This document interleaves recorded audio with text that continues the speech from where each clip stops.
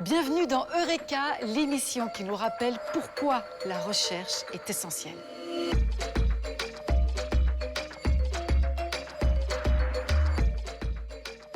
Aujourd'hui, nous allons parler d'addiction avec Alban de Kerkhove, directeur de recherche FNRS en addictologie à l'Université libre de Bruxelles.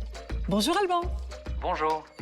Alors le sujet est grave, il touche beaucoup de monde et provoque presque 12 millions de morts par an. Et pourtant, peu de gens savent répondre à cette question. La dépendance aux drogues est-elle une maladie ? Tout à fait, c'est une maladie qui est en fait caractérisée par la recherche et la prise compulsive de drogue. C'est une maladie chronique qui est en fait liée au fait que la prise de drogue modifie notre cerveau de façon durable. Oui, c'est donc un comportement qu'on ne contrôle plus. Mais alors, tout le monde ne réagit pas de la même manière aux drogues. Les jeunes, par exemple, sont plus vulnérables que les adultes.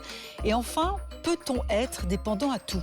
Alors non, ça dépend de chacun, les facteurs génétiques et les facteurs environnementaux, mais surtout des substances.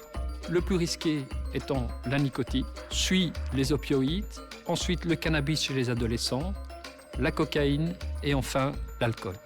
Mais comment est-ce que ça fonctionne dans notre cerveau ? Ce qui se passe, c'est que toutes les drogues augmentent de façon artificielle un neurotransmetteur qu'on appelle la dopamine et qui sert à renforcer et à apprendre des comportements qui sont indispensables à notre survie.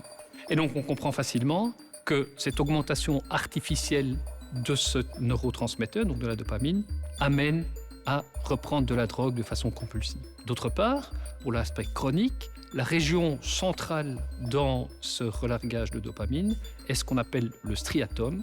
Et le striatum est la région du cerveau dont on se sert tous les jours pour des apprentissages moteurs, comme par exemple rouler à vélo. Et on sait très bien que rouler à vélo est extrêmement durable. La dépendance aux drogues est donc une maladie psychiatrique, d'où la nécessité d'accompagner un maximum les personnes qui en souffrent. Merci Alban pour ces explications. Et nous, on se retrouve bientôt pour de nouvelles aventures scientifiques.